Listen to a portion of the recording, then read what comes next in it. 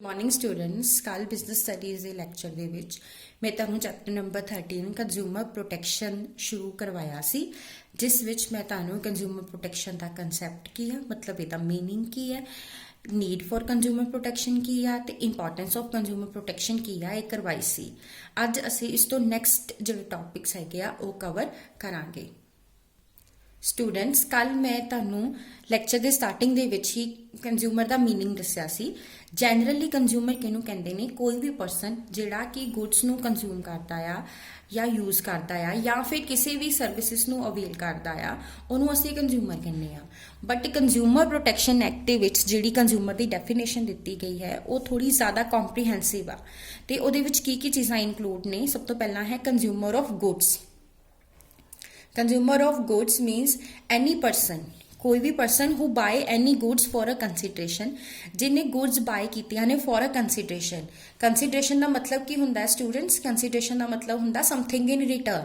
जो तुसी कुछ भी खरीदते हो कुछ परचेज करते हो तो इन रिटर्न तुसी सैलर नूं पेमेंट भी करते हो उन्होंने असी कंसीडरेशन कह देंगे हैं। जिद्दां अगर तुसी फॉर एग्जाम्पल तुसी शॉप ते जांदे हो एक चॉकलेट खरीद रहे हो डेयरी मिल्क की और इन रिटर्न तुसी जिहड़ा हैगा सैलर उन्होंने दुकानदार नूं 10 रुपए दे रहे हो। सो 10 रुपीज़ जिहड़े तुसी डेयरी मिल्क लई दित्ते ने वो कंसीडरेशन है जिहड़ी तुसी डेयरी मिल्क लैण लई दित्ती है। So consideration which has been paid or promised वो कंसीडरेशन जिहड़ी तुसी पे कर दित्ती आ या प्रोमिस कीती आ पे करन लई और पार्टली पेड और पार्टली प्रोमिस या फिर थोड़ी पे कर दित्ती आ और थोड़ी पे करनी बाकी आ उहदी प्रोमिस कीता है और under any scheme of deferred payment या फिर जिवें असीं इंस्टॉलमेंट सिस्टम के अंडर गुड्स बाय कर लैंदे आ जिहदे विच असीं की करदे आ कि असीं थोड़ी डाउन पेमेंट करके गुड्स खरीद लैंदे आ ते बाकी दी सारी पेमेंट इंस्टॉलमेंट्स दे विच करदे आ उहनूं स्कीम ऑफ डेफर्ड पेमेंट्स कहंदे ने। सो अगर तुसीं उस स्कीम के अंडर भी गुड्स बाय कीतियां ने तां ईवन दैन तुसीं कंज्यूमर हो। सैकेंड है कंज्यूमर ऑफ सर्विसिज।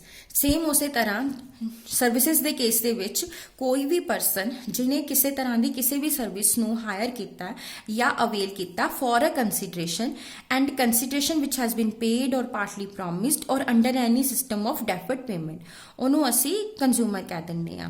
सो ये किसी भी सर्विसिज का जो बेनीफिशरी है जिन्होंने बेनीफिट मिल रहा उस सर्विस तो या फिर वो सर्विसिज नूं यूज़ कर रहा आ हायरर मतलब जिहड़ा ओरिजिनल मालक आ उहदी अप्रूवल दे नाल उन्हां सर्विसिज नूं यूज़ कर रहा आ तां उहनूं असीं सर्विसिज दा कंज्यूमर कहने आ। बट इहदे विच it does not include a person who avail services for any commercial purpose. अगर तुसीं सर्विसिज किसी कमर्शियल परपस लई अवेल कर रहे हो मतलब वो सर्विसिज जिन्हां नूं तुसीं अगे यूज़ करके अगे कोई सेल करनी आ या कोई सर्विसिज ही देनियां ने तां उदों फिर तुसीं कंज्यूमर की कैटेगरी दे विच इंक्लूड नहीं हुंदे। इस तरह गुड्स के केस विच भी it does not include a person who buys a goods for resale और एनी कमर्शियल परपस। कोई भी परसन जिहड़ा गुड्स खरीद रहा आ रीसेल करन दे लई या किसी कमर्शियल परपस दे लई बिजनेस परपस दे लई उहनूं असीं कंज्यूमर नहीं कहंदे। सो स्टूडेंट्स गुड्स के केस दे विच किहड़े परसन जिहड़े कंज्यूमर नहीं ने। Any person who obtain goods without any consideration. अगर तुसी बिना किसी कंसीडरेशन तो कोई गुड्स लईआं ने तुहानूं गिफ्ट मिलिया ने दैन तुसी कंज्यूमर नहीं हो।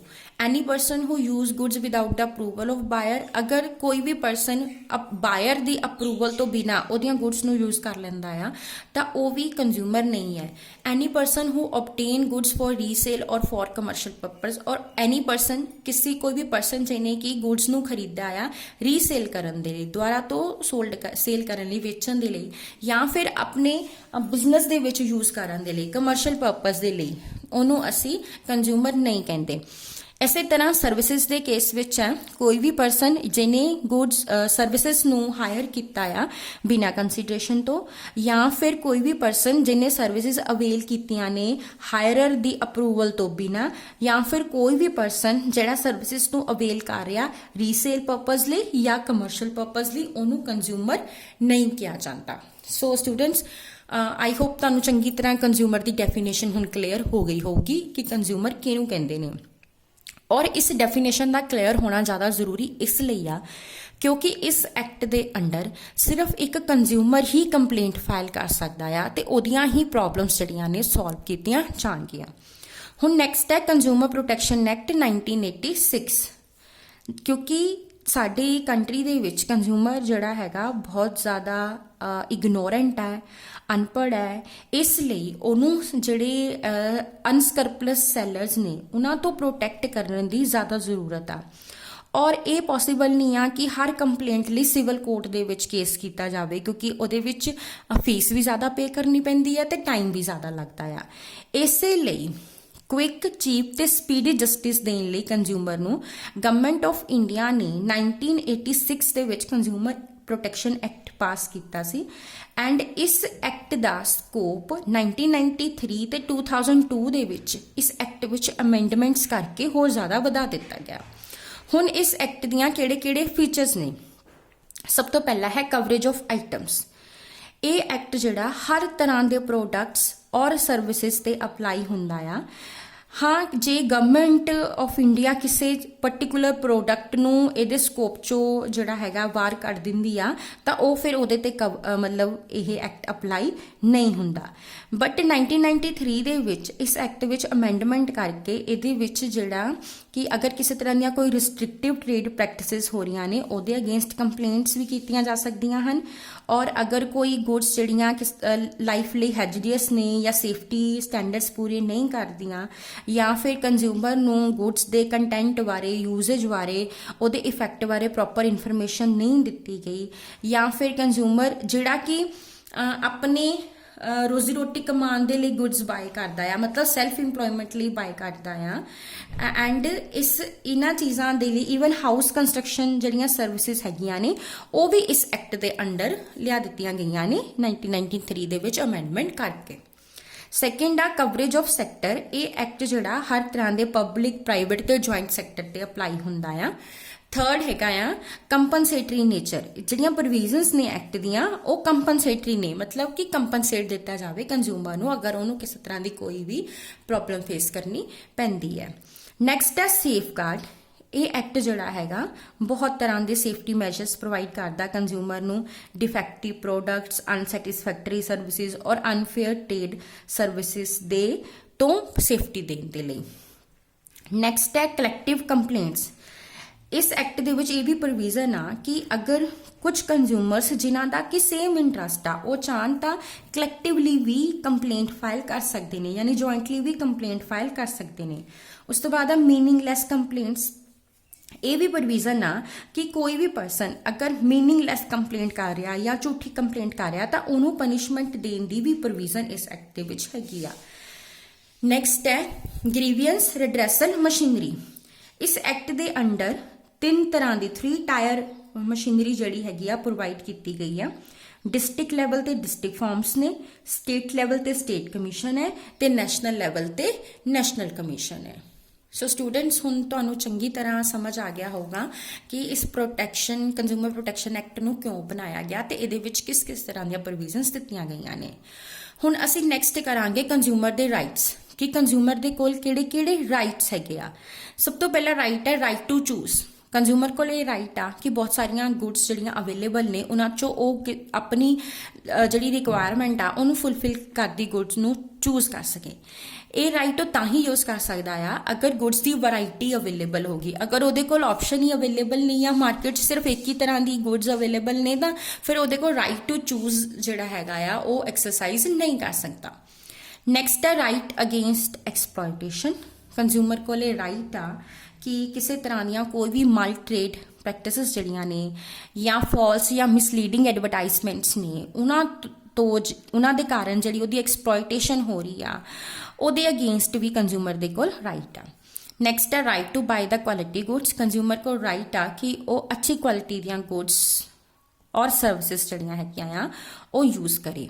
Right to information. ਕੰਜ਼ਿਊਮਰ ਕੋ ਇਹ ਵੀ ਰਾਈਟ ਆ ਕਿ ਜਿਹੜਾ ਵੀ ਪ੍ਰੋਡਕਟ ਉਹ ਖਰੀਦ ਰਿਹਾ ਆ ਉਸ ਪ੍ਰੋਡਕਟ ਦੇ ਬਾਰੇ ਵਿੱਚ ਉਹਦੀ ਕੁਆਲਿਟੀ, ਉਹਦਾ ਪ੍ਰਾਈਸ, ਉਹਦੀਆਂ ਇੰਗਰੀਡੀਐਂਟਸ, ਉਹਦੇ ਸਾਈਡ ਇਫੈਕਟਸ, ਹਰ ਤਰ੍ਹਾਂ ਦੀ ਜਿਹੜੀ ਇਨਫੋਰਮੇਸ਼ਨ ਆ ਉਸ ਪ੍ਰੋਡਕਟ ਦੇ ਬਾਰੇ ਉਹਨੂੰ ਪ੍ਰੋਵਾਈਡ ਕੀਤੀ ਜਾਵੇ। ਨੈਕਸਟ ਹੈ ਰਾਈਟ ਟੂ ਸੇਫਟੀ। ਕੰਜ਼ਿਊਮਰ ਕੋਲ ਰਾਈਟ ਆ ਕਿ ਕਿਸੇ ਤਰ੍ਹਾਂ ਦੀਆਂ ਕੋਈ ਵੀ ਅਨਸੇਫ ਜਾਂ ਜਿਹੜੀਆਂ ਹੈਲਥ ਲਈ ਇੰਜੋਰੀਅਸ ਗੁੱਡਸ ਹੈਗੀਆਂ ਆ ਉਹਨਾਂ ਤੋਂ ਉਹਨੂੰ ਸੇਫਟੀ ਦਿੱਤੀ ਜਾਵੇ। ਨੈਕਸਟ ਹੈ ਰਿਡਰੈਸਲ ਆਫ ਗ੍ਰੀਵੈਂਸਿਸ। ਸੋ ਅਗਰ ਕੰਜ਼ਿਊਮਰ ਨੂੰ ਕਿਸੇ ਤਰ੍ਹਾਂ ਦੀ ਕੋਈ ਵੀ ਪ੍ਰੋਬਲਮ ਫੇਸ ਉਹ ਕਰ ਰਿਹਾ ਆ ਤਾਂ ਉਹ ਕੋਈ ਮਸ਼ੀਨਰੀ ਅਵੇਲੇਬਲ ਹੋਣੀ ਚਾਹੀਦੀ ਆ ਜਿਹੜੀ ਕਿ ਉਹਦੀਆਂ ਪ੍ਰੋਬਲਮਸ ਨੂੰ ਰਿਡਰੈਸ ਕਰੇ, ਉਹਦੇ ਗ੍ਰੀਵੈਂਸਸ ਨੂੰ ਸੋਲਵ ਕਰੇ। ਨੈਕਸਟ ਹੈ ਰਿਸੀਵ ਦਾ ਪ੍ਰੋਪਰ ਸੈਟਿਸਫੈਕਸ਼ਨ। ਕੰਜ਼ਿਊਮਰ ਦੇ ਕੋਲੇ ਰਾਈਟ ਆ ਕਿ ਉਹਨੂੰ ਜਿਹੜੀਆਂ ਵੀ ਉਹ ਗੁੱਡਸ ਔਰ ਸਰਵਿਸਿਜ਼ ਨੂੰ ਯੂਜ਼ ਕਰ ਰਿਹਾ ਉਹਦੇ ਤੋਂ ਉਹਨੂੰ ਪ੍ਰੋਪਰ ਸੈਟਿਸਫੈਕਸ਼ਨ ਮਿਲੇ। ਸੋ ਗੁੱਡਸ ਜਿਹੜੀਆਂ ਨੇ ਉਹਦੀਆਂ ਨੀਡਸ ਨੂੰ ਪ੍ਰੋਪਰਲੀ ਸੈਟਿਸਫਾਈ ਕਰਨ।